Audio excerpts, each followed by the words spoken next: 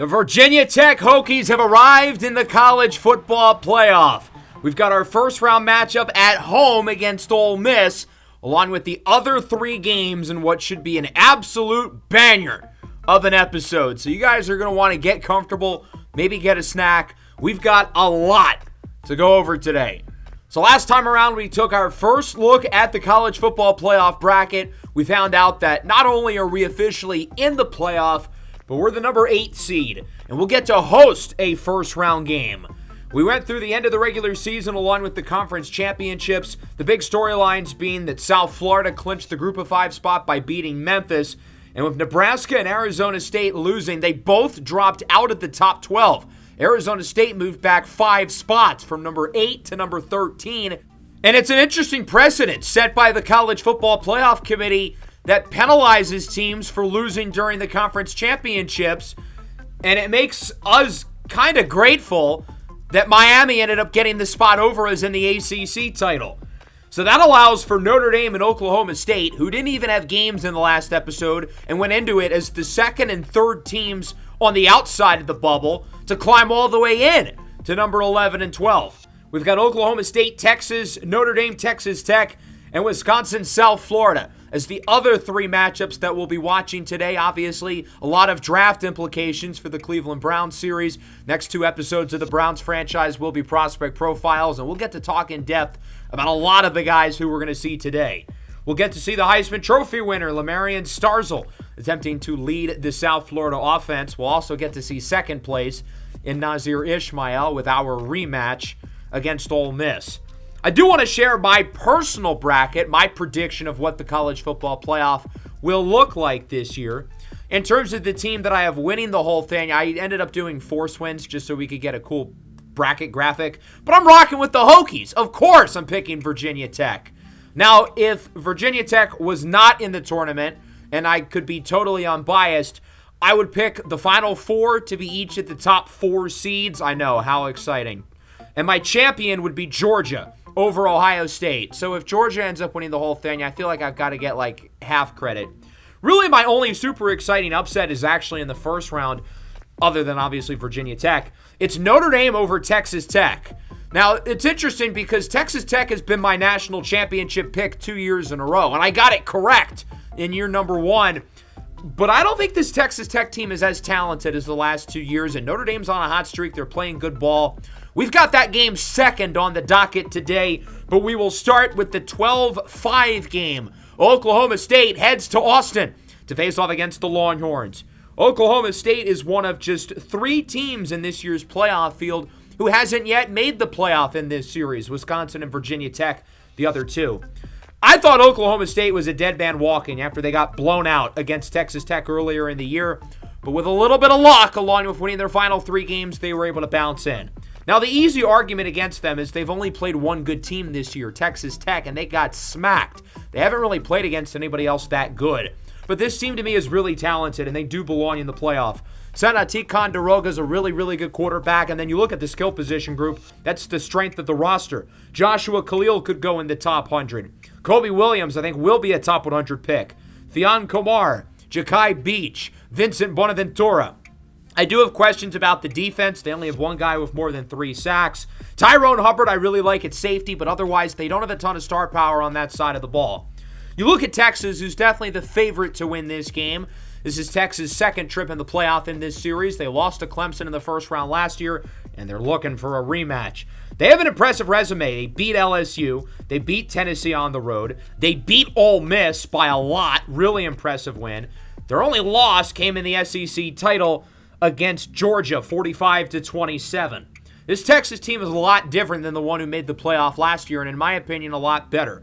Quarterback Wyatt Cruz, a 4-year starter, 3 years at Oklahoma, now this season at Texas, has never made the playoff until this year. We'll get to see the projected first-round quarterback in action. He's got a really good running back in John Little. And while they don't have a true wide receiver 1, they've got a bunch of playmakers. DeKalen Jackson, I think, could easily be a high pick this year. They're deep at receiver 2. Guys like Remington Motley at tight end. John Lennon, amongst others. And then the defense. George Rizzo has been unbelievably good, and I really like their secondary. Freshman Ben Small, and then Nate Crummy and DeFaro, Charleston on the outside at corner. All names to watch. Rizzo, I think the edge rusher in particular, definitely a guy to look out for in the upcoming Browns prospect profile. He's one of the top pass rushers in the country. So let's get this show on the road. Number 12 seed, 11-1, Oklahoma State against the SEC runner-up. 12-1, number 5 seed, Texas, with a matchup against Clemson at the Cotton Bowl on the line. That would really be a home game for either one of these teams, particularly Texas. And, of course, it'd be a rematch for the Longhorns, who lost to Clemson in the first round of the playoff a year ago. Texas starts with it, 3rd and 5. Wyatt Cruz up the middle of the strike for a first down. Wyatt Cruz, the key for him is going to be accuracy. It's going to be avoiding mistakes and putting his throws on the money. Cruz on first down with another nice throw. It's Remington Motley, the tight end. And Texas is quickly in business. They've got it past the 40. Now a 3rd down. Cruz under a little pressure. Lobs it up for the end zone. Broken away into secondary. He was trying to go deep looking for DeKalin Jackson. That'll bring out the field goal team. Casey Teague, a junior, 46-yarder. It's up, and it is good. The first points of the Season 3 college football playoff are scored by the Longhorns. So let's look at this Oklahoma State offense. Definitely the strength of this team, again, especially the skill position guys, and a really good... Oh, my God! Ticonderoga got popped! Tim Lord brings him down. What a hit! As I was trying to say... I think the skill position room is definitely the strength for Oklahoma State. You look at their talented quarterback as well, a guy who can get those guys the ball. But Texas has it back, and they're moving it well again.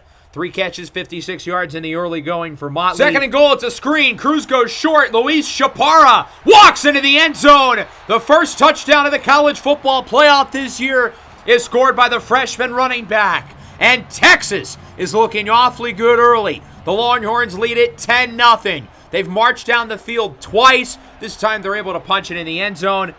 Here's Oklahoma State. 3rd down. Send it to Ticonderoga. He'll go short. It's caught. Kobe Williams, projected 3rd-round receiver, does not get the first down. So Texas gets the stop, and that will just about wrap up the first quarter. It's been all Longhorns so far. They lead it 10-0.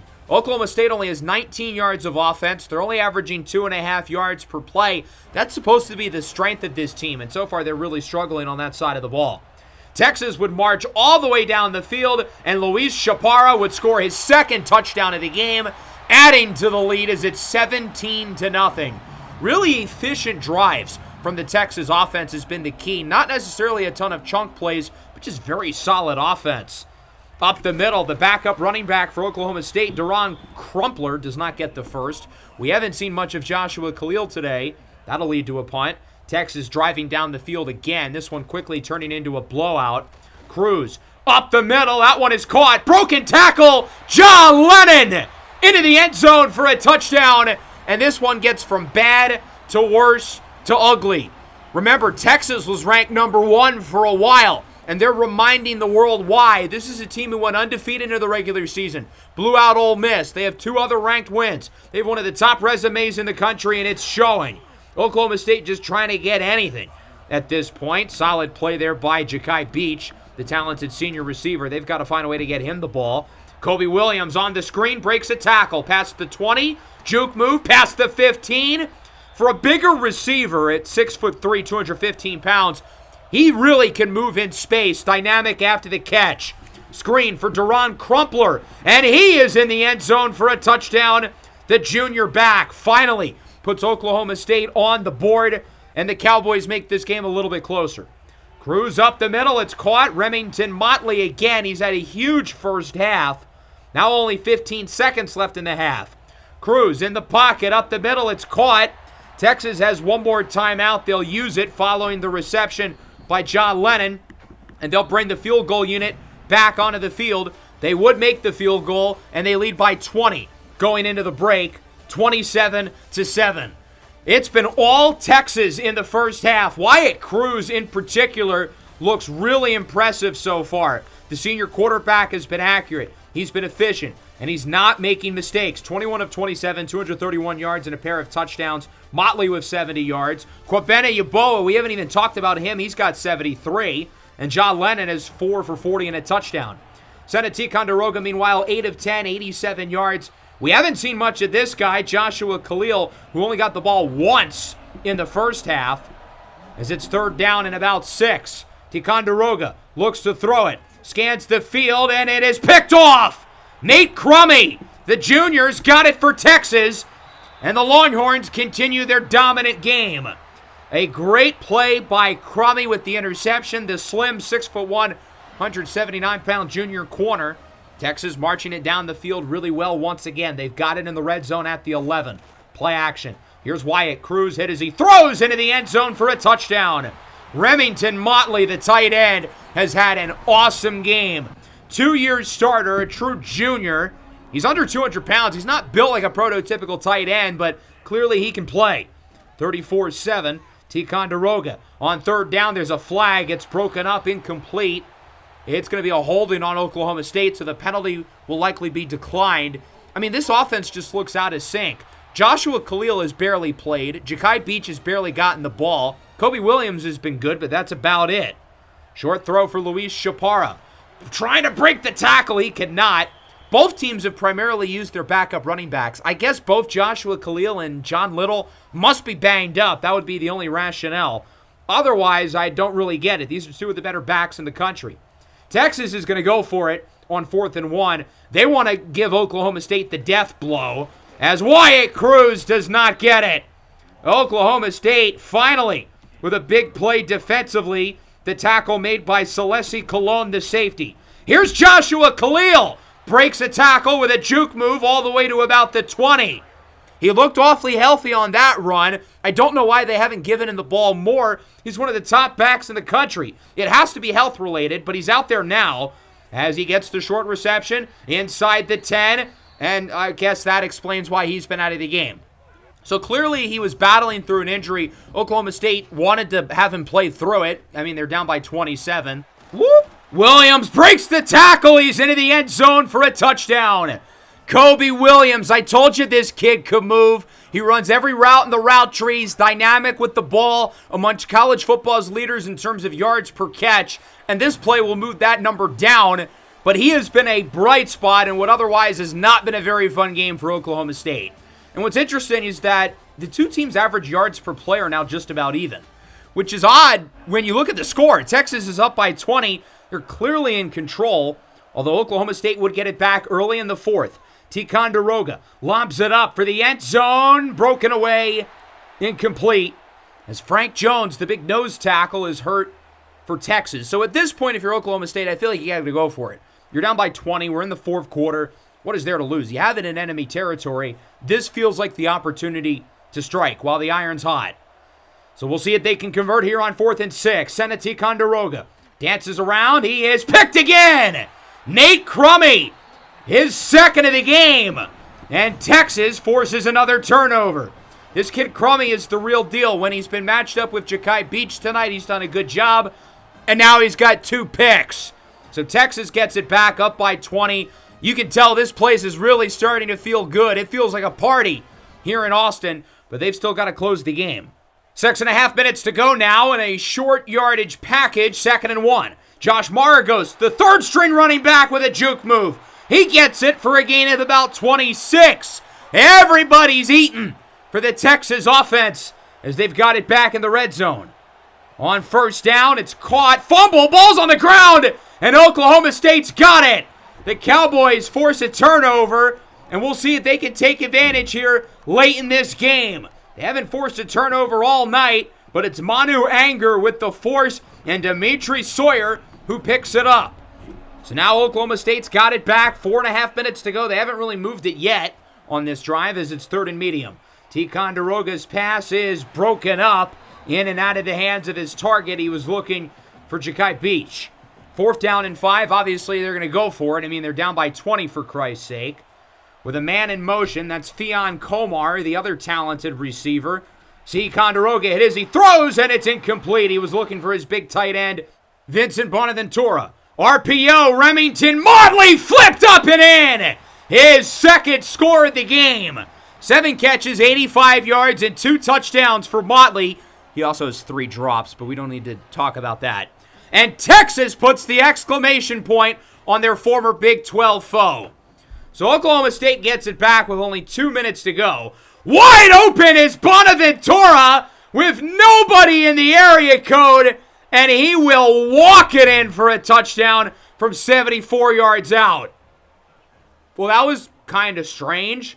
The lead is back within 20. I've got to ask, I didn't mention it at all earlier in the game, but I wonder how Oklahoma Sooner fans feel about this matchup. Red River rivalry versus Bedlam. If you're an Oklahoma fan in the chat, who would you root for in this game? I'm genuinely curious. But nonetheless, an impressive play for Oklahoma State that will not matter. Texas is moving on, 41-21. I think the score looks a little closer than this game really was. Texas dominated. I mean, they steamrolled these guys. It never really felt competitive after probably the end of the first quarter. Really, this was a really impressive win. Wyatt Cruz in his playoff debut I thought was awesome. Now, I think Oklahoma State's got one of the lesser defenses in the playoff, and it's going to be a much bigger challenge going up against the reigning national champion Clemson Tigers. But remember, quarterback Nick Eberle's status for that game is still up in the air. He's been hurt over the last couple of weeks, and if Clemson has to play their backup, that would certainly open the door for Texas. Wyatt Cruz played really well, though. 31 of 42, 320 yards and 4 touchdowns. I don't know what the deal with John Little's usage was. He scored 20 touchdowns this year. He was really good. Was he banged up? I mean, they're certainly going to need him for Clemson, although Luis Chaparra did a fine job, I would say, in his place. And Wyatt Cruz was pretty good as a runner as well. Through the air, everybody ate. Remington Motley was impressive. Kwabena Yeboah didn't really have a ton of big plays, but he was really solid through the course of the game. He finished with 80 yards. DeKalen Jackson was kind of quiet. I'm curious to see if they're able to get him and John Lennon a little bit more involved over the next couple of weeks. Offensive line was great, and then the defense I thought played really well too. George Rizzo got injured, which is concerning because he's, I think, their best defensive player. But Nate Crummy, who might be their second best, had 2 interceptions. Ticonderoga wasn't horrible, but I wouldn't say he was good. He didn't do enough, but I also don't think he was the number one problem. Joshua Khalil was clearly injured. He only had 4 carries in this game. The one positive, though, was Kobe Williams, who I went into this game very high on as a fringe top 100 guy. I think he's better than that projection, and he really showed it. 84 of his 90 yards coming after the catch. Defensively, though, these guys just couldn't really keep up, and that was kind of the concern for them going into the game. Next up, we are staying in the state of Texas. We are headed to Lubbock. The Texas Tech Red Raiders, who in this series are a remarkable 41-2. They have won 39 of the last 40 games. All these guys do is win. But Notre Dame's walking into their house. The Irish are playing some good football, winning 6 in a row. Their losses come to 3 playoff teams, Miami, Clemson, and Virginia Tech. They've got some impressive wins. They blew out USC. They beat San Diego State by a lot on the road. They beat Stanford on the road. That's not easy. I mean, these are not necessarily jaw-dropping wins, but these are really solid. This Notre Dame team has really turned a corner since their loss against us in the middle of the year, and a big reason for that is the development of freshman quarterback Braden Montoya, who I think is one of the bright young stars at this position in college football. Now, Notre Dame will be without their top running back, Blai Koasomi. That's a big deal, so it'll be Terry Braverman who's the starter. They've had the same group of receivers for a while. Christian Sessions and Gogo Hollands have been starters during all 3 of their playoff runs in this series. I really like the tight end, sophomore Jordan Lewis. And then defensively, Mohamed Ajayi. They've got Dion Gaffney, Khalif Angel, Calvin England. Bunch of really good players. And then in the secondary, Antoine Baylor. Tobias Ellerby has been a starter there forever. Jaron LaRue is a beast. And Jason Sanders is one of the few guys who was able to limit Nazir Ishmael this year. Texas Tech, though, all these guys do is win. Again, 39 of their last 40 games they've won. Their only defeat was last year in the second round of the playoff against USC. Everybody they've played against, they've blown out. They beat Arizona State twice. They beat Oklahoma State. I mean, this is a legit resume for a Big 12 team, given we know the College Football Playoff Committee does not respect the Big 12 at all. Now, they've had some adversity they've had to deal with this year. Wilton Samale Viunga missed multiple games due to multiple injuries. He is healthy today, but Keyshawn Marshall did a pretty good job, I would say, in his place. Running back Frosty Thomas has been injured down the stretch, but he's going to be healthy today. This is a team who's dealt with injuries, yet is still 13-0. They're one of only 2 undefeated teams in the entire playoff field, Ohio State being the other. At running back, Thomas scored 15 times. Tymeer Smith, their number one receiver, is broken out, but he will not play. Now he's injured. So Dean Harvin, David Ajala, these guys are going to have to step up. And what's interesting with this Texas Tech offense is really, other than Ajala, it's an entirely new group. These guys haven't played in the playoff. The strength, though, is the defense. Denario Lasco's a first-round pick. Demetrius Mumam's a legit NFL guy. They've got a bunch of good linebackers. Carlos Ruiz in the secondary has been a key player for them since he was a true freshman. This is a loaded Texas Tech defense, definitely the strength of their roster. The offense has been good through the course of the year, but I don't think it's as talented as the Colin Westwood teams that we've seen over the last couple of years. Samale Viunga's no slouch, though, as he connects with Zach Edmond, who breaks a tackle and will take it all the way. On just the second play of the game, the Red Raiders are making a statement early. 77 yards for Edmond, the 5'7" senior. He's even smaller than Will Sara, who was Texas Tech's top receiver a year ago. What a play to start this game by Texas Tech. Edmond's only a new starter with Tymeer Smith's injury. He's never started before that. Here's Notre Dame. Montoya breaks out of the sack. It's going to be an interesting battle with Notre Dame's offensive line and Texas Tech's defensive line. I'll be watching closely there at the line of scrimmage. Two very, very good units. Jordan Lewis in motion. Montoya, he misfires on third down, and Notre Dame's going to kick the field goal. Remember last year in the first round, Cesar Vasquez, their kicker, broke the all-time college football record for kicks in a game. Not the playoff record, but a game period. They, however, missed the kick. Brian Gouveia, the new kicker, is off the mark. I guess he's no Cesar Vasquez, whose 8 field goals sits alone in all of college football, not just Division I. That's what makes his stat even crazier. So Texas Tech gets it back, 3rd and 7. Samale Viunga has to throw it away under a ton of pressure. Notre Dame gets it back, and they've got pretty good field position. They're moving it well early. 3rd down and 5. Montoya looks to throw it up the middle. Misfires again, looking for Jordan Lewis. And we're seeing a little bit of these playoff nerves break out for the young freshman quarterback. His accuracy's been a little bit off so far, and the punt is completely shanked, but there's a flag! It was shanked because somebody ran into the punter. That's a roughing penalty and an automatic first down for Notre Dame. Alani Tuitele with a boneheaded flag, and Notre Dame is gifted a get-out-of-jail-free card. We'll see if they can take advantage. On first down, Terry Braverman, the backup running back, gets about a couple. Now we're looking at a 2nd and 8, 2.5 to play in the first quarter. Will Montoya take advantage of the break that he's been given off of the fake punt? Montoya looks to throw it. Under a little pressure, he connects! What a catch! An unbelievable grab there. Class is in session. It's Christian Session, the standout senior. At the goal line, Montoya hit as he throws. He's got Braverman, breaks a tackle, and Terry Braverman, the redshirt junior running back, is into the end zone for a touchdown. Notre Dame ties it up. They take full advantage of the roughing the punter penalty, and this game just got real interesting. The first 5 minutes, it was all about Texas Tech, but that block punt gave Notre Dame a little bit of momentum, and the Irish defense is looking a lot better. I mean, Texas Tech really only has the one good play, the 74-yard touchdown. Otherwise, their offense hasn't been that good so far. 2nd and 7. Samale Viunga. Whoop! Making guys miss. Look at him go. He can really run. Inside the 10, a gain of 49. For the senior quarterback, he's well-traveled. 2 years as a starter at Tulane. 41 passing touchdowns at Air Force last year, as he's going to look to keep it. RPO. Walking into the end zone. It's the tight end, Dontrell Wint, the redshirt freshman, who puts Texas Tech back ahead. Credit to Notre Dame, though. They've marched all the way down the field inside the 25. As on 3rd down, it's Braverman, who doesn't get much. Good job by the Texas Tech defense. Keelan Wall, the junior linebacker, he's an NFL guy for sure, gets the stop. Brian Gouveia from around 37, and his kick is no good. He missed it again. Wow, that's 2 missed kicks. 6 points off the board. Notre Dame could have the lead within 1 right now. Catastrophic special teams from both sides. 2 missed field goals for Notre Dame, and the running into the punter penalty for Texas Tech.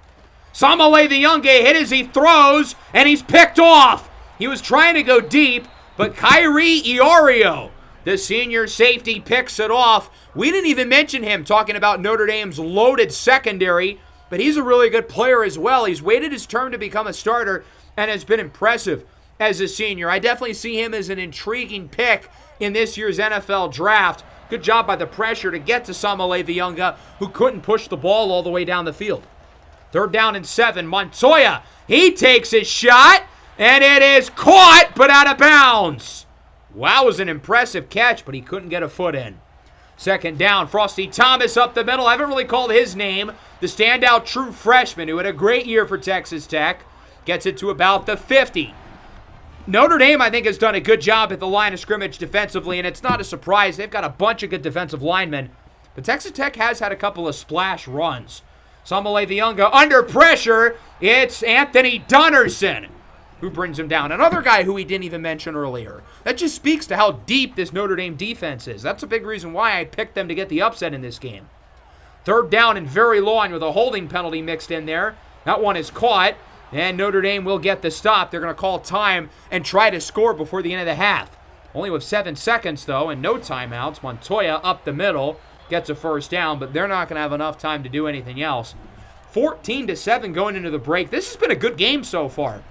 But I feel like both teams probably are not pleased with how this half has gone because Notre Dame has left 6 points off the board with the 2 missed field goals, and Texas Tech gave Notre Dame 7 points off of the roughing the punter call.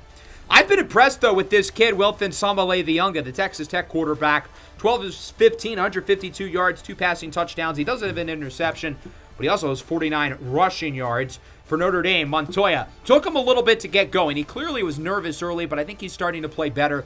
17 of 28, 158 yards and a touchdown. Braverman with 36 yards on the ground, 16 through the air and a score. And everybody's getting the rock for them. Session is 15 yards. J.R. Ramish is 41. Lewis is 49. And Halanz is 37. Short throw on 3rd down for Braverman, and he does not get it. Ton of pressure. Keelan Wall with the tackle. Good job by the Texas Tech defense to quickly force the 3 and out. Samale Viyunga gets it out quickly. The backup tight end. Look at him go. That's Josh Matlock with a big gain of about 26. The Red Raiders in striking distance. Samale Viyunga pushed to the ground. Calvin England, this guy's going to be a high pick in the NFL draft. Nearly double-digit sacks. 6'2", 240. He's not the biggest guy, but a skilled edge rusher with a lot of speed off the edge. Samale Viyunga goes short. Frosty Thomas into the end zone for a Texas Tech touchdown. If I had a nickel for every playoff team who had a starting running back named Frosty, I'd have 2 nickels, which is not a lot, but it is kind of strange that it's happened twice. Nonetheless, the Red Raiders add to the lead as it's 20-7. They'll go after the point after, and it's blocked. So Notre Dame will keep the lead at 13. Another special teams blunder as it's Vince Woodard, the senior corner, who got a hand on it. Notre Dame back with it, trailing by 13. Montoya takes a shot in the pocket. The big fella, Denario Lasco, the projected first-round defensive tackle, who, if you remember 2 years ago when we played against Texas Tech, boy, that guy was good. He's in the backfield with the sack. 3rd and 17. Montoya has some time in the pocket, under pressure, chased from behind by Lasco, who brings him down shy of the 1st down marker. Notre Dame's offense right now feels ice cold. Here is Samale Viyunga on 3rd and 10. It is caught impressively, but not for a 1st down. Notre Dame's offense has got to heat up if they want any chance of a rematch with Miami, who they lost to in the playoff a year ago. Nice throw up the seam. It's Christian Session, just his 2nd catch of the game. They need to get more out of him, their number 1 receiver. A little bit past the 45. Montoya, wide open. Session again. Gets by a defender, and now we're starting to see the standout senior, who could also go in the top 100 picks, making some plays. With 5 seconds now left to go in the 3rd, we'll see if Notre Dame gets one more playoff, and they do not. 20-7 going into the 4th. The door is still open for the Irish because they've got the ball in the red zone and they can easily make it a 1-score game, but their offense has been very lackluster here. I mentioned that I think the defense of Texas Tech is their strength, and that has certainly played out. The winner gets a date with Miami at the Orange Bowl. Again, the team who eliminated Notre Dame a year ago. Montoya on the option, does not get it. And they're going to kick? They're down by 13. Why would they do that? 21-yarder for Gouveia. is no good. He missed it again. Oh my God, this guy is brutal. Does he have the Texas Tech money line? Check his FanDuel account. There's no way he ain't gambling. That's 9 points let off the board by this kicker, and that was the easiest kick yet. They could have trotted me on the field, and I could have made that. 3rd down and 10. Samaleviunga wobbly ball incomplete. Notre Dame gets it back. You know, they would easily be in this game if their kicker wasn't such a chud. Here's Montoya, scrambles around. He is sacked by Noah McAllister. 2nd sack of the game for the Red Raider defense. And that'll make it a 3rd down and 9, less than 5 minutes to go. They've got to move fast. Down by 13 points. Pick up the pace, guys. What are we doing? Snapped at 11. Montoya wants it all. Deep down the field. It is incomplete. He was looking deep for Session. They're going to go for it here. I thought they were going to trot the field goal unit out for a second. But no, I would hope they're going to go for it at their own 30. 4th down and 9. Braden Montoya looking deep again. It is incomplete. Trying to get it to go Halands. But Texas Tech gets the stop, looking to ice the game. They're not going to convert on 3rd down, and they'll bring out the field goal unit. Justice Mesco on to kick for Texas Tech. Watch how it's done, Notre Dame. 44-yarder is up, nearly blocked, but it is good. Remember, Texas Tech had a kick blocked earlier, too. The special teams in this game have been abysmal. I mean, this is really brutal. Texas Tech has the roughing the punter. They allowed a block kick. They nearly let up another. And Notre Dame has missed 3 easy field goals. That one is picked off by the Red Raider defense. It's Miguel Battle, the sophomore safety, with the interception. And that could be the icing on the cake for Texas Tech. My upset pick has fallen in flames, it looks like. The moment was a little too big for Braden Montoya, as the redshirt freshman shows a lot of growing pains against one of the top defenses in one of the top home field environments in college football. 3rd down, Thomas goes the wrong way. Good job by the Notre Dame defense to hold Texas Tech to another field goal. That brings us to the 2-minute timeout. Justice Mesco will kick it once again for the Red Raiders. This one a little bit closer in, about 34, 35 yards out. To make it a 3-score game, it is good. 26-7. The Red Raiders are just a couple of minutes away from punching their ticket to the Orange Bowl, where they will get a de facto road game against the ACC champion Miami Hurricanes. 2 teams who have made the national championship in this series. Tech won it in year 1. Miami lost it last year. 2nd and 4. Here's Braden Montoya looking down the field. What a throw and catch. Longest completion of the game for Montoya, and that's actually Terry Braverman, the running back, running out wide as he goes up the middle for the senior Go Halands, who is in the end zone for likely his final collegiate touchdown. And Notre Dame makes it a little bit closer, their first points since the first quarter. Now they're going to go for an onside kick, which means we have to see this trash kicker one more time.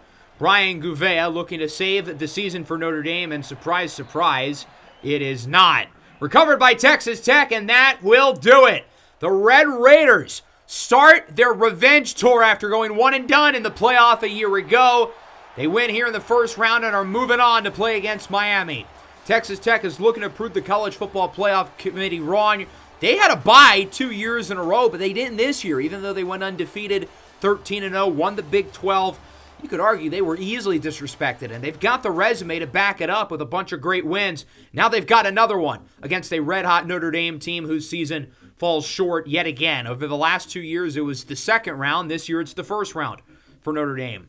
Texas Tech was just the better team. I still have questions about their offense going into the game against Miami. I don't think Miami's defense is as good as it was a year ago. I do like Wilton Samaleviunga quite a bit, and I thought he played a good game here. Frosty Thomas had some nice plays.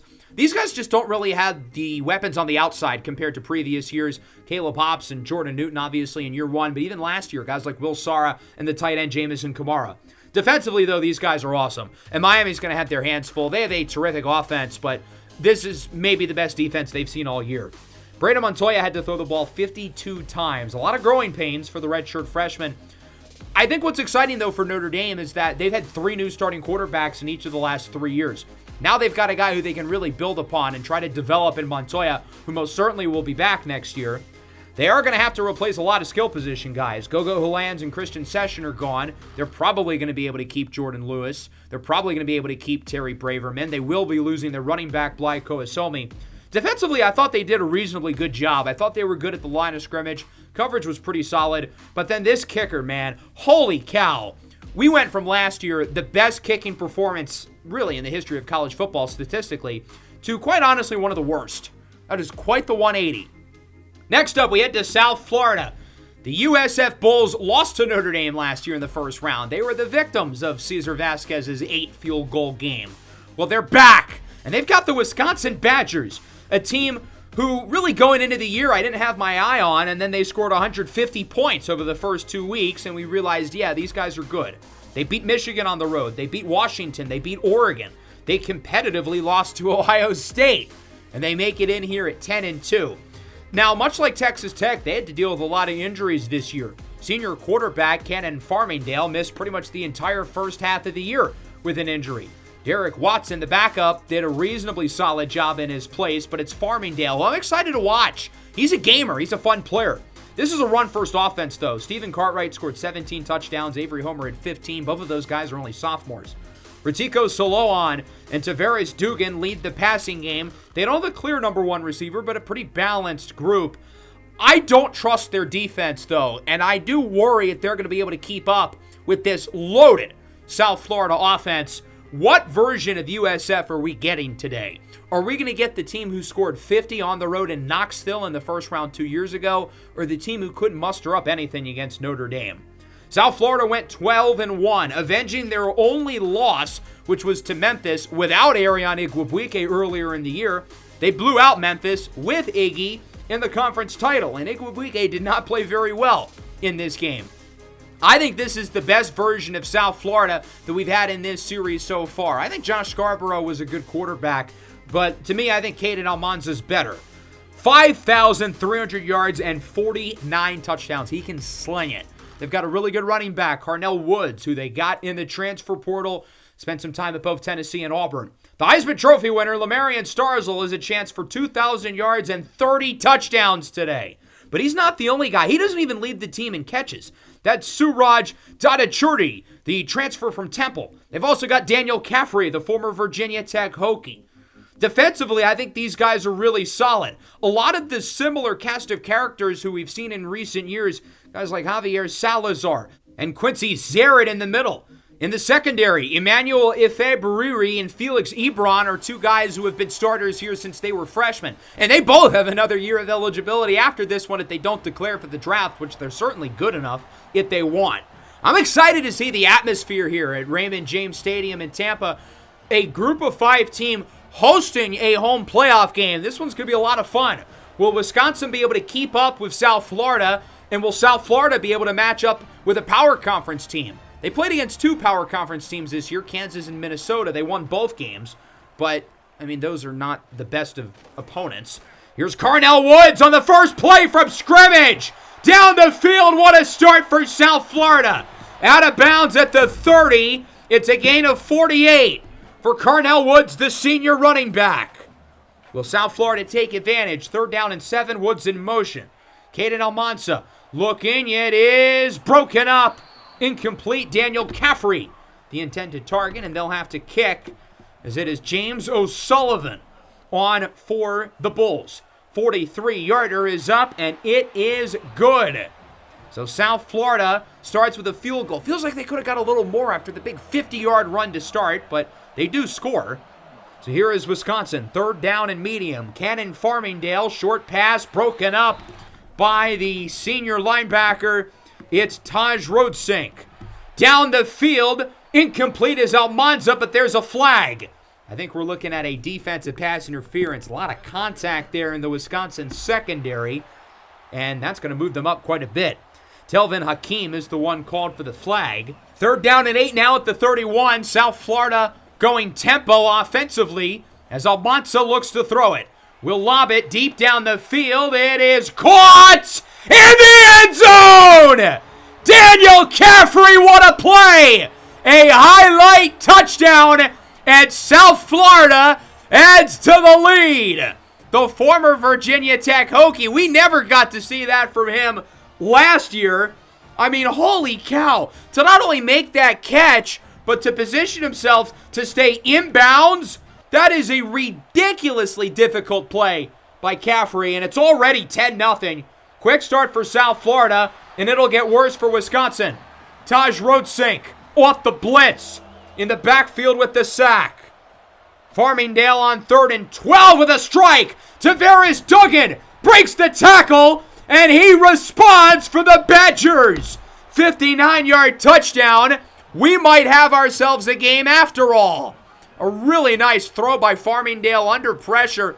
And then Tavares Duggan, the senior from Milwaukee, Wisconsin, breaks the tackle from the safety up the middle. He kind of spins away, and then he's able to outrun the defensive back to take it to the crib. So a couple highlight reel touchdowns in this first half. Really, this first quarter. As USF's got it back on 3rd down, Woods in motion. Almanza scrambles, looks to run. It is caught. Suraj Dadachurti with the first down for the Bulls. Interestingly, with this offense, they're moving it really well, but we haven't seen Lamarian Starzl at all. 2:36 on 2nd down. Short throw is caught. It's Woods inside the 10, the 5, into the end zone for a touchdown. So far, Wisconsin's defense has not been able to keep up at all, and that was my concern for them going into the game. This South Florida offense is extremely explosive. They're extremely dynamic. I get they've played a group of 5 schedule, but they are legit, and Wisconsin is seeing that early. Point after try for O'Sullivan is blocked. More special teams mayhem. Sean Shelby is the one with the block, and South Florida still only leads by 9. Wisconsin gets it back late in the first. It's Ratiko Soloan, the senior, with plenty of room down the field to the 35. That'll be put in the scorebook as a run. A gain of 22 for Soloan. 6'5", 205, big physical receiver. That'll wrap up the first quarter, 16-7. The USF offense looks awfully good. They have nearly 200 yards of offense, 10.5 yards per play, and only 3.5 minutes with the ball. Wisconsin's offense, though, they've been impressive too. Over 8.5 yards per play themselves. They only have 7 points to show for it, but they're moving down the field nicely. 3rd down and 2. Farmingdale hands it off. Stephen Cartwright, the talented sophomore, does not get it. And Wisconsin will interestingly elect for the field goal. Eric Paredes, a redshirt freshman, is on to kick it from around 45. It is good. I hope the Notre Dame kicker is watching and taking notes. That'll make it 16-10. Wisconsin's going to have to start getting some stops at some point. I think their offense is good, but can they keep up with these guys? On 2nd down, there's a big play. A sack in the backfield for the big fella. Number 99, Joshua Ryder, the 308-pound sophomore defensive tackle. 3rd and 13, Almanza connects with Dadachurti, who was inbounds, but he did not get the first down. That'll lead to a punt. Here's Wisconsin. They're unable to get the first down on 3rd and medium, and now both defenses are starting to play well here in the second quarter. The roles have been reversed. 3rd down, Caden Almanza looks to throw it under pressure on the blitz. Wants it all. It is broken up. Looking for Caffrey. We still have not seen a whole lot of Lamarian Starzl. Wisconsin's done a good job of holding the Heisman Trophy winner in check. But the Badgers have a 3rd down and 18 they've got to dig themselves out of. He's just going to go short. It's Ibrahim with the reception, and he will not get the first down. 3rd down and 7 now for South Florida. Pump fake from Almanza. Looking to throw it. It is picked off. Marcus Savoy's got it for Wisconsin past the 50. The redshirt senior with just the 2nd interception of his career. Interestingly, the first one came earlier this year back in week 2 against UTSA. Savoy got injured in that game. He hasn't played since until today. He's missed practically the entire year for Wisconsin, but he gets the pick in his first game back. 3rd down and 9. Farmingdale looking down the field, wants it all. It is caught! Tavares Duggan in the end zone for the touchdown, and Wisconsin will take the lead. What a throw by Farmingdale. Splits it between both of the defensive backs, and Tavares Duggan is having himself a hell of a first half. Burns the corner deep initially, and even with guys in the area, Farmingdale perfectly places it into the bucket. There's the offense we've been waiting for. Wisconsin leads it for the first time today. There's Lamarian Starzl up the middle past the 35. We've been waiting to see more from him. Second down and 10 now at the 38. This one is caught by Starzl. Jukes out the defender, and he is gone! No shortage of fireworks in the first half. There's the Heisman Trophy winner we've been waiting to see. 62 yards for Lamarian Starzl. And South Florida quickly regains the lead. There have been some crazy touchdowns in this game so far. These two passing games, these two receiving cores, they have been electric here in the first half as Starzl makes a guy miss and runs it out the rest of the way. His 30th touchdown of the year. That's an all-time single-season college football record. As that one is thrown away by Farmingdale. That'll wrap up an exciting first half here in Tampa. 23-17. South Florida leads by 6. Their offense has been good, but they've slowed down in the second quarter.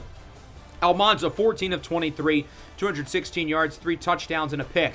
Carnell Woods, 8 carries, 73 yards on the ground. He also has a 23-yard receiving touchdown. Lamarian Starzl, very quietly, has 5 catches for 92 yards and a score. A couple of big plays there at the end. Caffrey's got 4 for 56 and a score. For Wisconsin, I'm liking what I'm seeing from the kid Cannon Farmingdale. 15 of 20, 156 yards and 2 touchdowns, along with 32 yards on the ground. Stephen Cartwright, we haven't called his name a ton, but he's been efficient. He's got 61.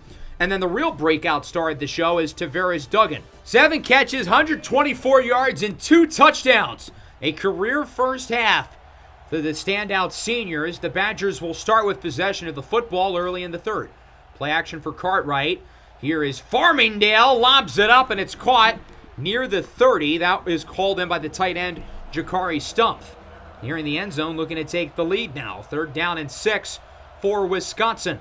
Farmingdale looks to throw it. Good block. It is caught with a big hit. No first down for Wisconsin. And they're going to have to settle for the field goal. Taj Roadsink with the tackle. Here is Eric Paredes, made his first kick earlier. This one is up, and it is good.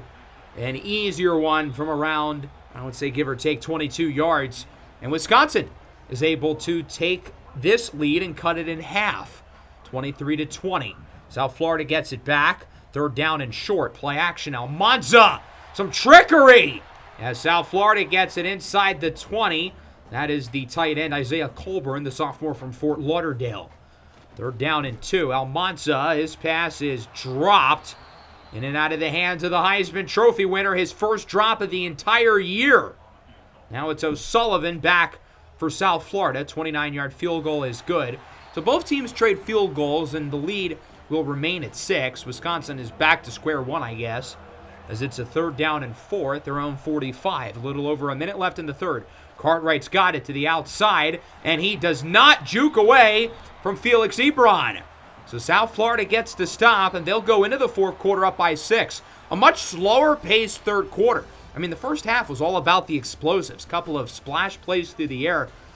Third quarter, both teams scored field goals. Both teams had efficient drives, but not as many big plays. The pace of the game feels like it's definitely slowing down. 3rd down for South Florida. Almanza lobs it up. It's incomplete. Good coverage by Wisconsin. Their defense has been impressive since the first quarter. They've only allowed 10, and they've only allowed 3 in the second half. Wobbly ball tipped at the line for Farmingdale. I thought this game was going to be a shootout early. Now it's turning into a defensive battle. 3rd and 10, Almanza. Quick throw up the middle. It's dropped. This time by Daniel Caffrey. South Florida's got a case of the Butterfingers. Wisconsin now 3rd and 7, under 6 to go.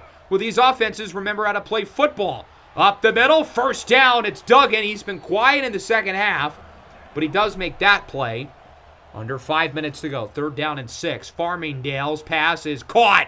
Broken tackle. Bryce Brewer breaks another, and Brewer is into the end zone for a touchdown. Wisconsin takes the lead. The redshirt senior, only 5'9", 175 pounds, from Cincinnati. Now, before I jump the gun and say they take the lead, we've got to see if they make the kick. South Florida had one blocked earlier. This time it is good. And Wisconsin leads by 1. That 1 point could have been avoided if South Florida's kick wasn't blocked. Special teams matter, kids. So the Bulls get it back. 3rd down and 8 under 4 minutes to go at the 25. Can Caden Almanza lead his team down the field, keep the season alive? A matchup with Georgia in the Sugar Bowl on the line. Short throw is caught. Starzl gets the first down. When in doubt, look for the Heisman Trophy winner. His first catch of the second half. Another 3rd and short. Carnell Woods gets the first. They're moving it well, and at this point, I think South Florida should look to try to chew some clock. If possible, you don't really want Wisconsin to get the ball back. Woods breaks the defender's ankle. What a run! Inside the 25, breaks another tackle, and is past the 20. 19 carries, 150 yards for Carnell Woods. 2nd and 11. Big-time sack by Wisconsin. That'll bring us to the 2-minute timeout. Pat Cherador is in the backfield, and we've got an interesting 3rd down and 18. I still think South Florida is in field goal range. Do you try to go for the big play, get the first down, or get a little bit closer and help your chances with this field goal? An interesting dilemma here for South Florida. From this distance, we'd be looking at around a 44-yarder. Almanza's just going to hand it off, so they're going to go for the shorter kick, as it's a gain of a few for LaShawn Goodley, and that'll bring out the field goal team. It's James O'Sullivan. This one is for the lead. From around 37 yards, it is up, and it is money. South Florida now leads by 2, but what I find interesting about that kick is Wisconsin, even though the clock was running, they didn't call time. They would rather the extra timeout than the 40 seconds. I think that's a little foolish, but all they need is a field goal. They've got all 3 timeouts. Can Cannon Farmingdale lead his team down the field? Here's Cartwright. They're not going to avoid the run quite yet. As he gets about 10, they're going to use their first timeout. Farmingdale, play action. His pass is caught up the middle by Bryce Brewer. And Wisconsin uses their second timeout. They're using them quickly now all of a sudden. But they're past the 50. They're moving it really well early. Farmingdale on first down. Under pressure, he is sacked. Johnny Carrion, huge play. And Wisconsin's not going to use a timeout. I feel like they've managed this clock horribly. They're not knowing when to use their timeouts. 2nd and 18, hurrying back to the line. Farmingdale up the middle, finds Brewer, who gets the first down. What a play by Brewer, breaking tackles. He's got that dog in him. Roar. Wisconsin's now pretty close to field goal range. I don't think they're in there yet, but they're close. With about 40 seconds left, tipped at the line. The Badgers still have 1 timeout, and now if they're smart and they manage the clock well, they shouldn't let South Florida get the ball back. 2nd and 10. Farmingdale up the middle. That'll get a couple yards, but not too much. DeJuntis Ibrahim with the reception. USF uses a timeout. That's their second, as it's 3rd down and about 7. Farmingdale looks to throw it. Farmingdale goes short. It is caught, and it will go for a first down. It's Bryce Brewer again. He's making all the plays here in the 4th. And yeah, I don't think South Florida is going to be able to get the ball back. It's just going to be a matter of where Wisconsin puts this kick and if they can make it. 24 seconds. Both teams have 1 timeout. 2nd and 10. They're going to wisely run the ball. Cartwright loses yards as Wisconsin calls the timeout. What is wrong with Luke Fickell? The timeout usage has been a disaster. They're out of timeouts, and they're going to run the ball. Farmingdale goes the wrong way. It does center the kick. They're going to have to hurry up and get the field goal team out, though. 19 seconds. Is that enough time to get the kicking unit? 7, 6. South Florida uses a timeout. So clearly Wisconsin would have had enough time to kick, which is why South Florida looks to ice the kicker. Here we go. Eric Paredes from 46 yards for likely the win. This kick is going to be close. Real close. And it is good! It barely squeaks through the left side by maybe centimeters. I mean, that was as close as it gets to hitting the post. And South Florida is going to get one more chance on the kick return with 3 seconds left, trailing by 1. This kick will be returnable. This is it. Final play of the game, and Wisconsin gets the stop. The Badgers are going to the Sugar Bowl. They upset South Florida, and they will play against Georgia in the second round. 30-29. What a game. This has been one of the best playoff games of this series, I think. But it's a game of inches, a game of special teams. This game would have been tied going into overtime if not for the block kick in the first quarter by Wisconsin. And then that last field goal by Paredes. I mean, he got it in by literal inches at most. That was ridiculously close. But Wisconsin hangs on by the skin of their teeth, and they are moving on to the second round to play against Georgia. This was the best version, in my opinion, of South Florida that we've seen in this series, yet the Bulls go one and done in the playoffs. Really good game, though. Two outstanding football teams. But Wisconsin's defense was able to figure it out. South Florida only scored one touchdown after the first quarter. They did not find the end zone in the second half. Caden Almanza was good, but certainly not great, I would say. Carnell Woods was great. He was awesome. Colburn had 7 catches. Starzl 7 for 102 and a score. Dare I say he was kind of quiet? I mean, sure, he had 100 yards and a touchdown. He definitely wasn't bad, but I expected more. Caffrey was good. He had the crazy touchdown.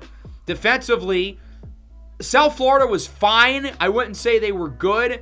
I think the problem is they weren't clutch. They didn't get big-time stops when they needed to. It seems like whenever they got a big play, like a sack or something, Wisconsin would respond quickly. Cannon Farmingdale, this kid is a gamer. 31-39, 335 yards, 3 touchdowns. I'm impressed. This kid can ball. I'm excited to see him against a really, really good Georgia defense. Cartwright, 20 carries, 80 yards. I don't think his run blocking did him any favors, to tell you the truth. Over almost half of his yards came after the catch. Tavares Duggan was dominant in the first half, but it was Bryce Brewer in the fourth quarter. Not just his touchdown, but multiple plays. Breaking tackles, fighting for the extra yards. Without Brewer, I don't think they win this game. I thought their offensive line was a little questionable, although the left tackle, Tyreek Bradner, who might be a first-round pick, remember the name, he did play really well. Defensively, I'm impressed. They really started slow, and I was worried it was going to be a tough game for them, but they only allowed 13 points in the final 3 quarters. They only allowed 6 in the second half. Lamarian Starzl does break a whole lot of records, statistically one of the all-time great seasons, but it ends with a first-round exit, and with that, we've got 1 game left to go. Our Virginia Tech Hokies are in the playoff for the first time. We're hosting the Ole Miss Rebels, a team who we played against and lost to earlier in the year, which makes it all the more confusing that we're the ones getting the home game. We lost to Ole Miss, and we both had the same record, so you would think it would be at Ole Miss, but not the case. Nazir Ishmael and all these standout players, the smoke and mirrors defense, these guys all get to play in the college football playoff. For me, the X factor is going to be Judah Hudson, a guy who has struggled in big games this year. He did play pretty good against Ole Miss, but look at his worst games this year. Miami, Notre Dame, NC State. It's not a coincidence. This was the case last year with him at Louisville, too. He plays at his worst in the big games. Against Ole Miss in the first meeting, he didn't get sacked, and he had arguably his best rushing game of the entire season. I would say so, because he's had a lot of big runs inflate his numbers, but against Ole Miss the first time, he just was really consistent, had a bunch of really good scrambles. Now, the thing with Ole Miss is they do not have a good defense. We saw this firsthand in the matchup back in week 3. We went into that game knowing it would be a track meet, and boy was it. 44-42 win for Ole Miss. Ton of big plays on both sides, and little did we know we would get round 2. Ole Miss's only 2 playoff losses are to 2 other playoff teams. They lost by just 6 the following week to Georgia, and then a bad loss later in the year against Texas. Their signature win, though, in hindsight, is probably beating us, but they've got some other quality wins here. They beat Oklahoma on the road, beat Auburn, beat Alabama. But look at the amount of points they've allowed in these games. 42, 49, 24, 38 against Buffalo, 31 against the bad Missouri team, 45, 34, 48, 30. Their defense is pitiful, but they still won 10 games because their offense is as good as any in the country. Galeo Barron, the senior quarterback, is terrific. He completed like 80% of his passes the first time we saw these guys. Running back Bryson Mickens-Corrence has been out for the last month and a half, but he will be available. He will play today. That's a big deal. They have certainly missed him. Ezekiel Banks, the number 2 back, is out. He had a kick return touchdown against us. And then out wide, they've got some monsters. Amar Simpkins is going to go in the first round. He's not even their leading receiver, though. That's Matt Rayburn, Marlon Langley, Quincy Giachich. The offensive line is really, really good. It is a complete group, head to toe on the offensive side of the ball. But their defense is really bad. They've got a couple good players here, but it has been brutal all year. It was really bad against us the first time, but they still won because their offense was able to put up 44 points. Here we are. This is what we've worked for. in this series since episode 1, and here we are close to episode like 50 at this point, and we've gotten here. And we have a chance to avenge one of our 2 losses. The only 2 teams we've lost to are Ole Miss and Miami, who are both in the playoffs. Of course, we beat Notre Dame, who's in the playoff themselves. And after the Miami game, we've won 4 in a row. 4 very different games. Blew out Cal, blew out Virginia, but Pitt was a little tougher, and even the Louisville game, we struggled for a little while. But we've seen the high-end play from quarterback Judah Hudson, who made all-conference first team in the ACC. He's a dynamic runner, and when he's on, he's a great passer. But in big games, he historically struggles. Keelan Ringo's a good back, one of the few guys on the team with playoff experience. He ran for over 100 yards in the first-round game against South Florida last year. Nazir Ismail finally gets to play in the playoff after 4 seasons as a starter at Virginia Tech. He could have transferred elsewhere for the opportunity, but he wanted to wait it out here, and he's going to get his shot. We're going to need one of our other receivers, I think, to step up today. And then defensively, Ole Miss's offense is as good as any in college football, but our defense is a whole lot better right now than they were in week 3. With the emergence of guys like Royland Mathis, Smoke Lewis, Justice Watkins, KJ Story, even Ian Cloud. Our defense has gotten so much better from the first meeting against Ole Miss to now, and I'm fascinated to see what it will look like. Iron sharpens iron, gladiator versus gladiator, elite offense versus elite defense. It is going to be an absolute battle. The winner will play against number 1 overall seed, 13-0 Ohio State at the Rose Bowl. We've got one more game in front of the home crowd. Enter Sandman. I don't know if it's ever been louder than it is tonight here in Blacksburg, Virginia. The first round of the college football playoff. A rematch of the week 3 game between Ole Miss and Virginia Tech. Ole Miss won by 2 on their home turf. Could the home field be the difference of those 2 points? We'll find out. Virginia Tech looking for their first ever playoff win, as is Ole Miss. They made it here in year 1 with Zarius Stone losing to Notre Dame. This game is underway. We're in the playoff, guys, and we're starting on offense. Matthew Jackson, the true freshman, takes a kneel in the end zone. So we'll take a look at Judah Hudson. Big opportunity for the redshirt junior to look to prove to NFL evaluators and scouts that he can play in these big-time games. He's struggled to do it in the past, but this is his biggest one yet, and he can put some of those narratives to bed tonight and with a good playoff run. Up the middle on the first play. Ringo, juke move, gets 25. Not a bad start for Keelan Ringo, who had to play a lot in the first-round game last year. Amari Blue and Jaden Williams dinged up for Notre Dame. And again, he played great. He had like 100 yards. Nazir Ismail, his first catch of the game, spinning around defenders. He gets about 10. I imagine he's going to get the ball a whole lot in this game. We are certainly going to need him to be at his best. 3rd and inches, Ringo up the middle will get the first down. That'll keep the chains moving for the Hokies, who are looking good on their opening drive. Hudson, play action on first down. He's got Ismail. And Virginia Tech, it does not take long. Only give or take 5 plays, and we're in the red zone. 2nd down and 8 now for the Hokies. Virgo in at running back, play action. Hudson under pressure, Ismail open, and he misfires. These 2 guys, despite how good Ismail has been this year, it feels like they're not always on the same page. And we see it there. That could have been a touchdown. 3rd and 8. It's going to be a QB keeper. Hudson tries to break the tackle. He gets about 5. 4th down and 3 inside the 10. This is a really interesting decision, and I thought about it. But in a game where there's going to be a lot of scoring, I think we need all the points we can get. And we don't want to give Ole Miss an early momentum boost and not score on the opening drive. 29-yarder for Casey Swinger. It is good. And Virginia Tech strikes first with a field goal. Feels like we could have gotten a little more, but we do lead at 3-0.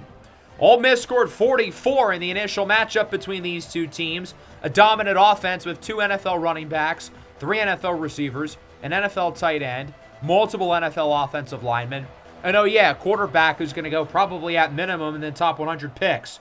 Bryson Mickens-Corrence, welcome back to the lineup.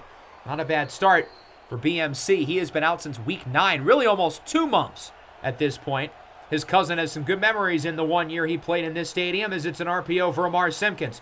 To the outside, Simpkins, the projected first rounder, gets it past the 45. Based on our week 3 matchup against Ole Miss, I think we're going to see a lot of RPOs, a lot of short passes. This is their style of play. They like to get a lot of screens, RPOs, and get the run game going, so force the opposing defense to play a lot of guys closer to the box. That way, when you're least expecting it, they can burn you over the top vertically. And so far, they're getting all these short plays down really well. Bryson Mickens-Corrence already has 52 yards on his first drive back. Now nearing the goal line. 2nd and goal. They're close. That's the backup running back, Willies. He's short. Now 3rd and goal at about the 1. A long, hard-fought drive by Ole Miss, looking to finish it off with a touchdown at the half-yard line. 3rd down and goal. Barron keeps it. He is in! Galeo Barron with the rushing touchdown. Really impressive drive by Ole Miss. They did exactly what they wanted to. Get the RPO game going, get guys opportunities after the catch, and get the run game going. They want us to put more guys in the box. That way they can go vertical. That's how they beat us in the game week 3. They went deep when we least expected. Here's Judah Hudson under a ton of pressure. He's got Ishmael. If that was a better throw, that could have been a gain of like 20 or 30 yards at least, but at least we get the first down. Busy start for Ishmael. 3rd and 4, Hudson, short pass. Dalton fights for yards, gets the first. Great play by Corey Dalton, but there's a flag.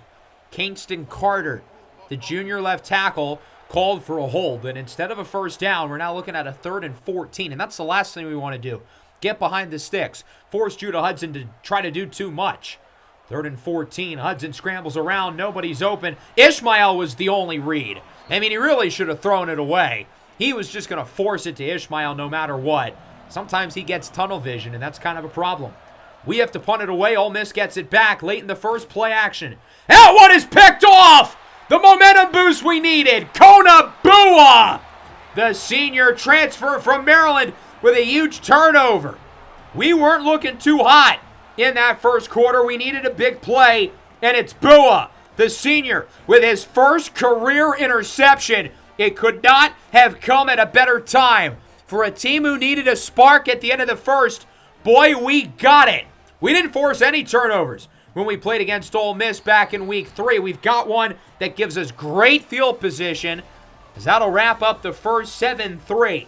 Ole Miss was clearly the better team in that first quarter. They only had the ball for 2.5 minutes, but they marched down the field their one drive, and their defense has been pretty good. We have 2 drives for only 3 points against one of the worst power conference defenses, but we got a huge break with the interception by Konabua. Gets us great field position, although Ashwell Virgo goes the wrong way. And now it's 3rd down and 7. Looks like an RPO. High pass is caught. Nazir Ishmael corrals it in for the first down. He's had like 4 or 5 catches already. 2nd and 2. Ringo goes the wrong way again. Scott Heitman is hurt, as is Noah Feoa-Matoa. 2 of our starting linemen, 2 of our better linemen, really, especially Heitman, the anchor in the middle, as it's now 3rd down and 4 for Virginia Tech at around the 7-yard line. Hudson calls for a switch at the line of scrimmage. He'll hand it off. Ringo, first down, fights for yards. He's in! Keelan Ringo with the touchdown. Virginia Tech takes full advantage of the turnover, and that's exactly what we need to do when we're given opportunities like that on a silver platter, because I don't know how many we're going to get. Take full advantage. So already the chess match between Ole Miss's offense and Virginia Tech defense has garnered 2 very different results. First drive, Ole Miss marches right down the field, but the second drive, Virginia Tech forces a turnover. What happens on drive number 3? Wide open on 3rd down, Amar Simpkins Jr. He's so big, he's so physical, but he's also so nimble. And he can make guys miss. He can break tackles, as you see there. Another 3rd down. Barron navigates the pocket. He's got the tight end Giachich with the first down. And this is what he does. He knows how to navigate pressure and find the open seam in the pocket to position himself to make the throw.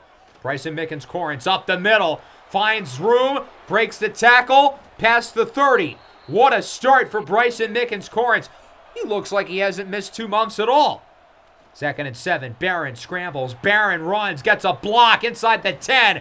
Slides near the 5.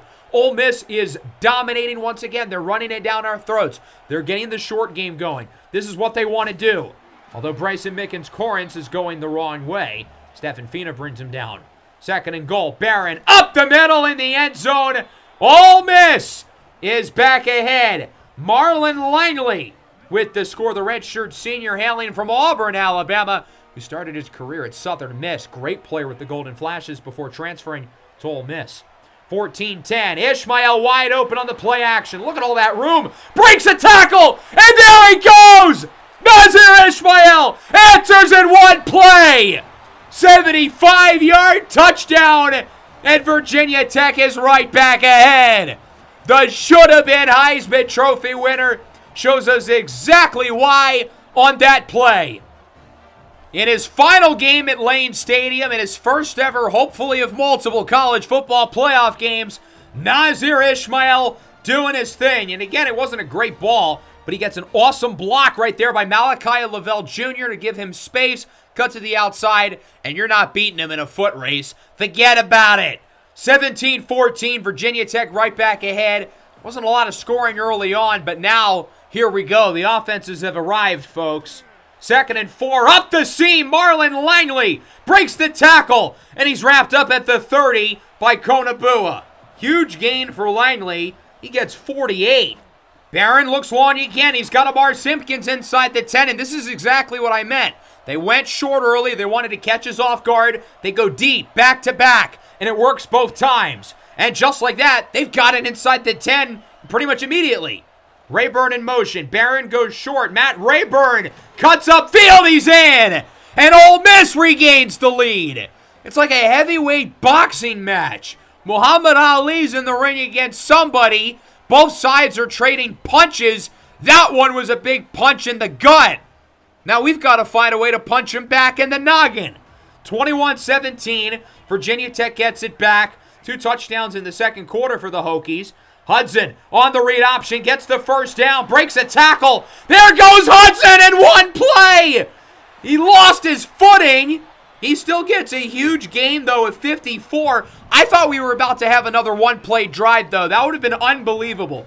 But still a huge play by Hudson, and we're getting some really big chunk plays in this second quarter. The 75-yard touchdown by Ishmael, and now a 54-yard run on an RPO that arguably should have been a touchdown by Judah Hudson.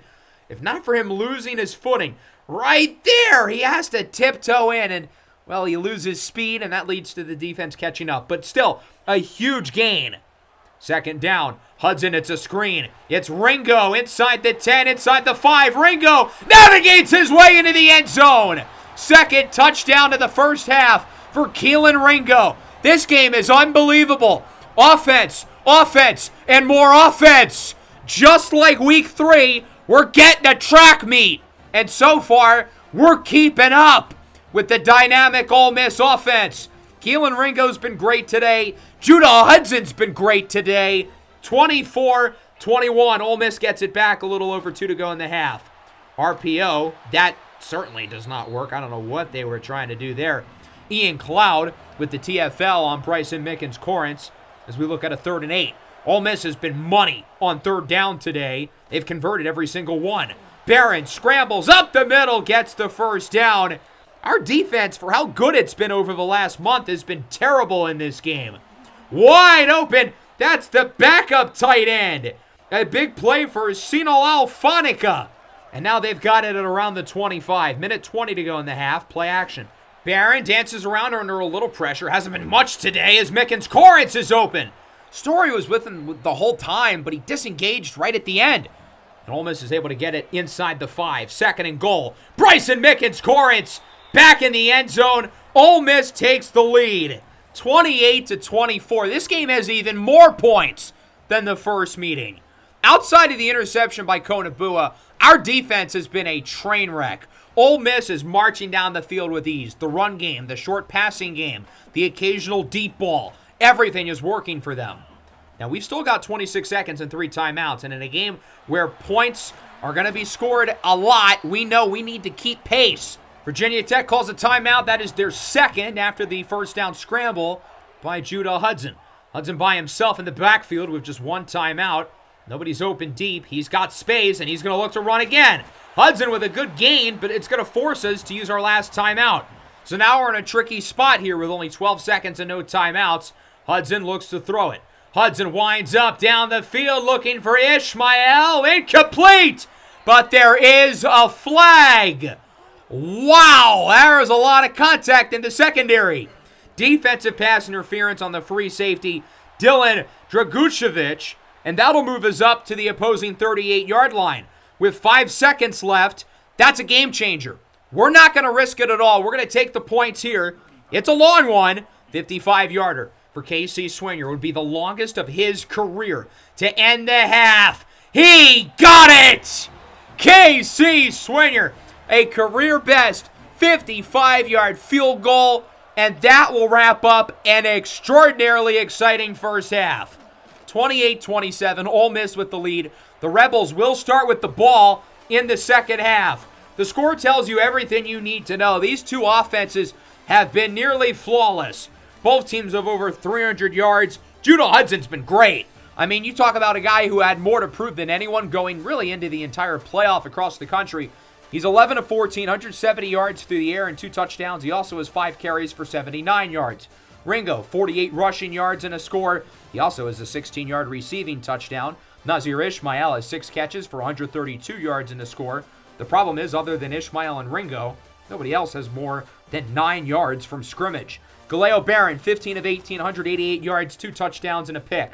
Bryson Mickens-Corrence, welcome back. 10 carries, 84 yards and a touchdown. Amar Simpkins, 4 for 83, while Rayburn and Langley have both scored.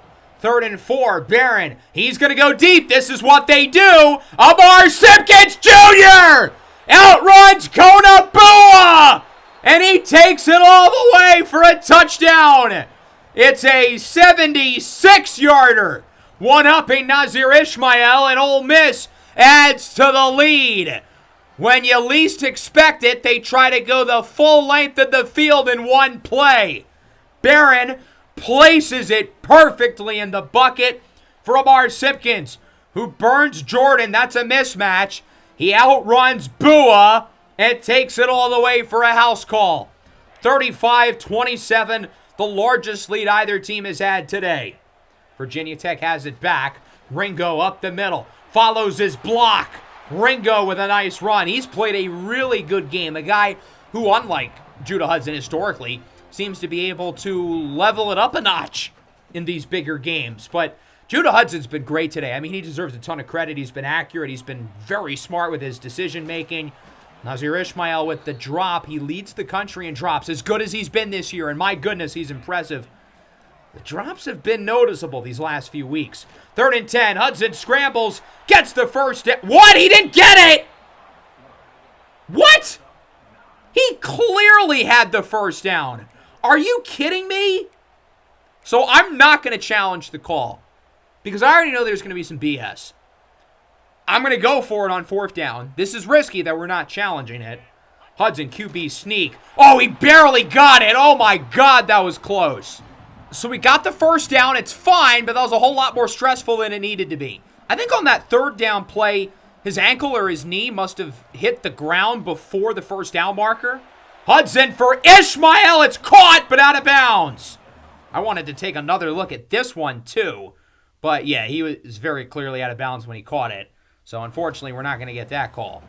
3rd down and 10, 6:16 to play in the 3rd. It's an 8-point lead. Hudson looks to throw it, scrambles around. He's going to look to run with it, and he gets another first down. We make sure we pass the first down marker first before going down. Judah Hudson's got over 100 yards now rushing. He's been dynamic on the ground, as is this young man, Keelan Ringo, to about the 5. We have ran it down their throats, whether it's a design run or a QB scramble. 3rd and goal.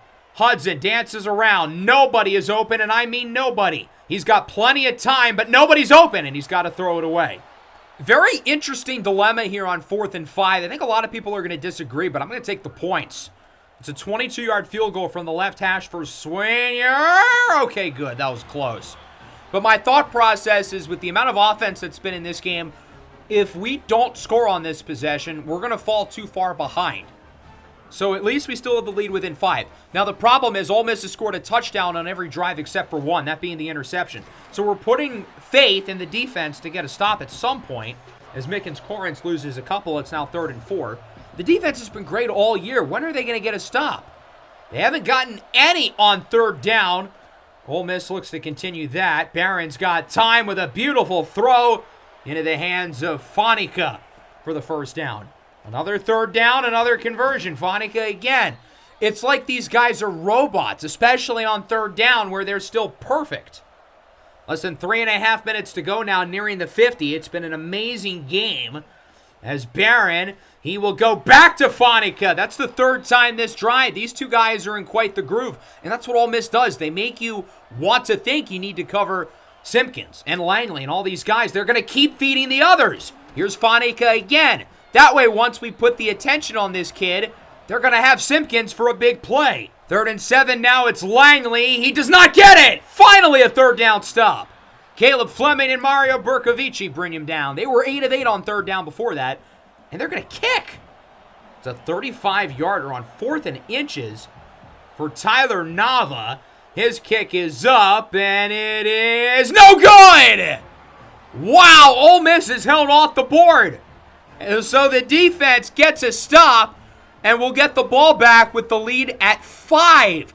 Kids, this is why you take the points in our situation when it's 4th and 5, but not on 4th and inches. What is Lane Kiffin thinking? Virginia Tech has it back. Hudson scrambles again. This has been the go-to today, and it continues to work. Don't fix it if it ain't broke. Another first down for Hudson. Minute 20 to go in the third. Hudson, nobody's open. Looks to run. This time he doesn't get it. He's tripped up on the sack by Torrey Case Viharn, the freshman. 2nd down and 11 for Virginia Tech. Here's Hudson. He's going to look deep. Nazir Ishmael wide open. He makes the catch to the 25. That should have been a touchdown. Ishmael was wide open. It was a bad ball by Hudson, but a bad defensive play call by Ole Miss. If you're going to run press man coverage with Nazir Ishmael, which you shouldn't, but if you are, you've got to have the safety back deep. They didn't. And right when Hudson recognizes this, he makes the throw. The problem is I think he forced the ball out too quickly, and he wasn't able to put it in his regular throwing motion. That leads to the ball being wobbly, but still a good play. It gets us to the 25. Following play, that's Virgo in motion. Hudson goes short. Virgo has space. Ashwell Virgo inside the 5 and in the end zone!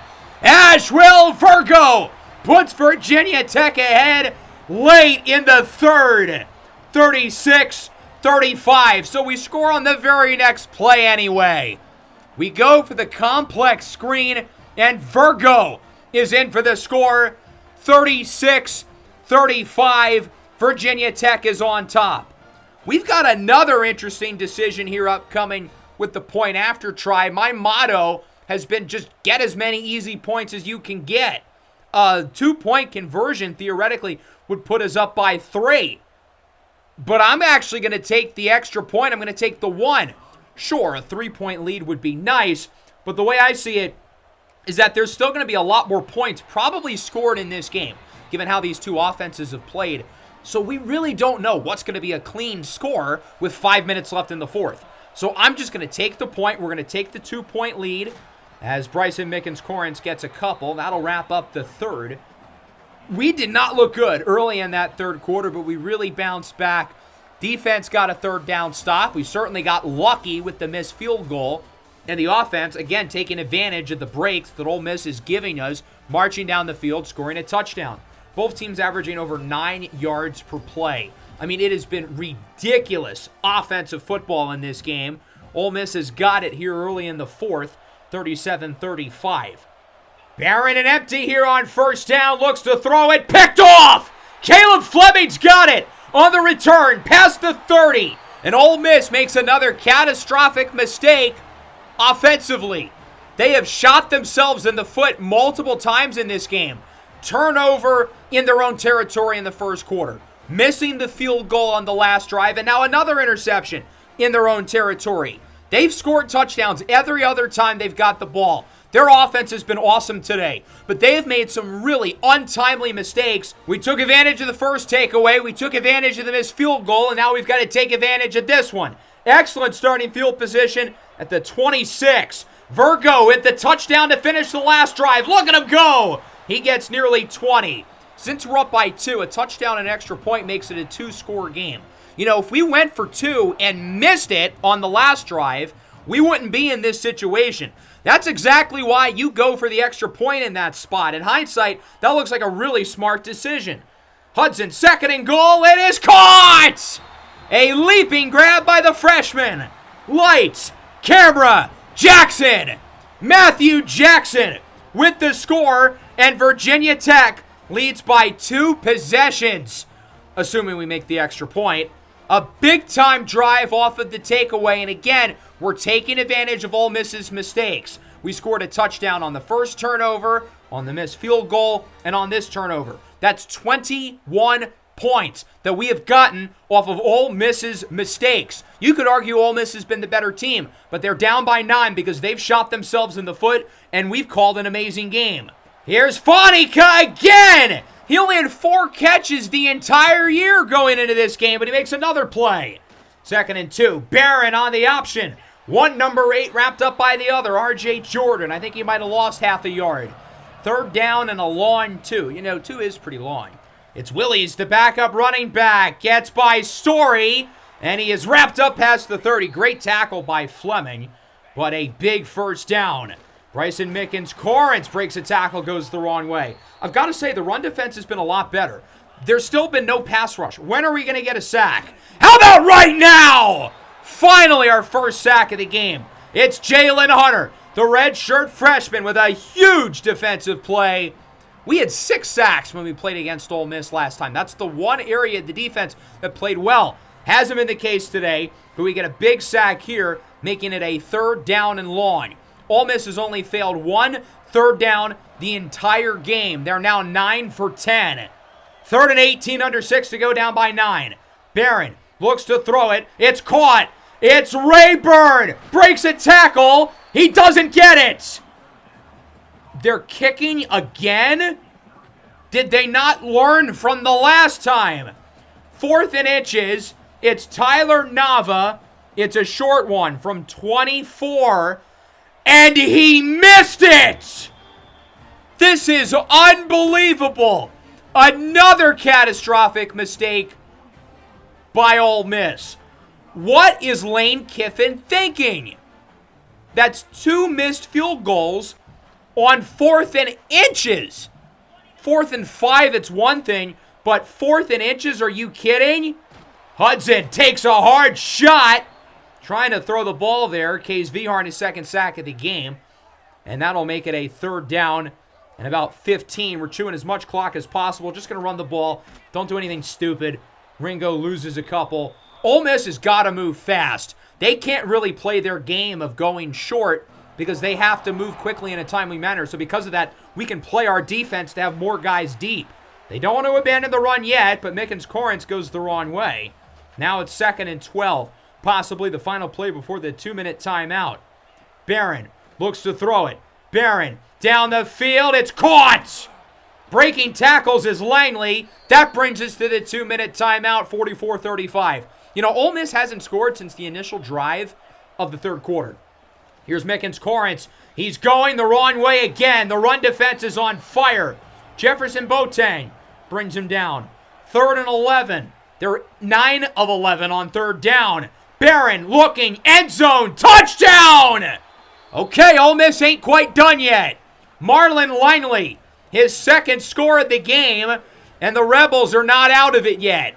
44-42, the exact same score the last time these two teams played against each other.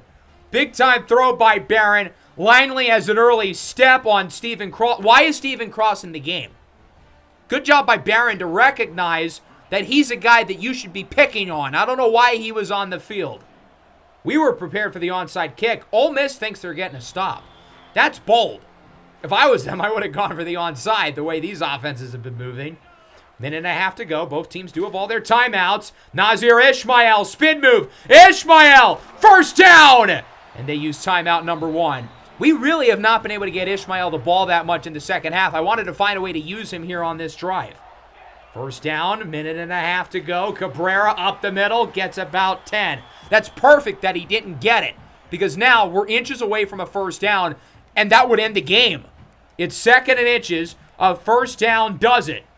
Hudson's calling a switch at the line here. He was originally going to run the ball, but now he looks like he wants a pass. He likes what the defense has given him. This is interesting. Hudson, nobody's open, takes the sack. That's probably a smart play. Bad play call, but it forces Ole Miss to use the last timeout. The problem is, instead of 3rd and inches, it's 3rd and 6. Cabrera on the run only gets a couple. So even though we're able to burn 40 seconds because Ole Miss is out of timeouts, they will get the ball back. As good of a game as Coach Teamer has called today, and I think he's been flawless, that 2nd and inches call was pretty stupid. So we're going to punt it. Warner Troutwine, it's a good kick. Fair caught a little bit past the 15. Now all Ole Miss needs is a field goal to win the game. They have no timeouts though. 38 seconds. Barron under pressure. Hit as he throws. He's got Amar Simpkins who breaks away from Lewis and is out of bounds to stop the clock. What a play by Simpkins. 31 seconds. They're not that far from field goal range. Short throw, Simpkins is out of bounds. The problem is, as we've seen with their kicker, he's horrible. And they don't have any timeouts to potentially center a kick. So it's going to be tricky for them as Barron gets the first, but this clock is moving. There's 23 seconds. Tick, tick, tick, tick. They've got it at the 50, and it looks like they're going to spike it. Barron clocks it with 17. So how do you manage this if you're Ole Miss? Do you play through the field goal with your bad kicker, or do you try to play for the touchdown? Barron looks to throw it under pressure, throws it away. It looked like somebody was going to be open in the middle of the field, but KJ Story got on him late. We're playing prevent defense, not a full prevent, but more of a zone prevent. Nobody's open, he throws it away again. That was Story again in the middle of the field, lurking around. Ole Miss had guys on crossing routes there on 2nd and 3rd down. They couldn't get open because KJ Story saw it coming. And now it looks like Ole Miss is going to go for the full Hail Mary. With 8 seconds left, this is it. 4th and 10. Barron for the end zone. He gets it there, and it is incomplete! Virginia Tech is going to win it! 44-42. Deja vu. The exact same score of the first meeting between Ole Miss, but a different winner. We hang on in an unbelievable first-round game. We're going to Pasadena. We're playing against the number 1 seed Ohio State for a spot in the Final Four. Holy cow. That was an awesome football game.